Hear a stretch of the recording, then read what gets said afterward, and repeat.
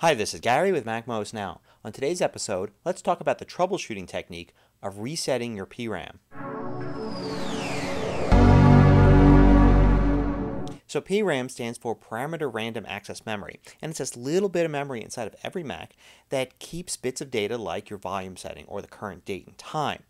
And it's kept intact by a little battery. So even if you unplug your Mac, it will still remember the data stored in PRAM.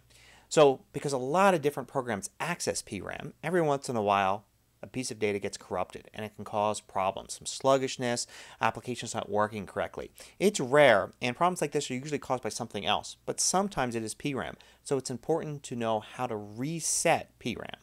So resetting PRAM is pretty easy. All you need to do is shut down your Mac completely. Then restart your Mac by pressing the button, and at the same time or right away hold down the Command, the Option, the P and the R keys. All four of those keys held together at once before the first gray screen appears on your Mac. And then what will happen is you keep holding them and you'll hear the startup sound, and then it'll be like your Mac restarts again. You'll hear the startup sound again. This means that PRAM has been reset. You can release those keys and let your Mac finish starting up. One technicality is, what if you have a wireless keyboard? Now, if you have a MacBook or MacBook Pro or MacBook Air, it's not a problem. And if you have a wired keyboard, it's not a problem. But there's mixed reports of people that have wireless keyboards. Some people say it works fine to use a wireless keyboard because it connects to the keyboard via Bluetooth before it looks for the PRAM reset commands. But other people say it just doesn't work. If it doesn't work for you, then your only alternative is to find a USB keyboard or borrow one from somebody. Any USB keyboard will work, even a Windows one. You just have to figure out what the command key maps to on that Windows keyboard and use it for just that one specific task.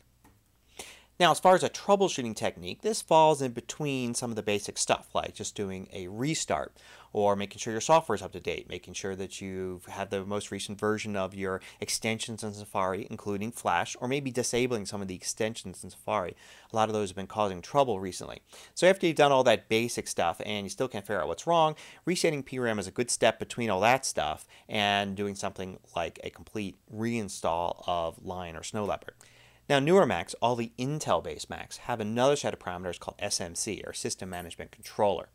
Now, it's even rarer that resetting your SMC will help, but sometimes it does. I'll include a link at this post at MacMost.com where you could find information from Apple how to reset your SMC. It varies depending upon specifically which Mac you have, so I can't give instructions here. And I'll also include links to the official Apple pages about PRAM and resetting it and what PRAM does and what's stored there at this post at MacMost.com. So check that out. Hope you found this useful. Till next time, this is Gary with MacMost Now.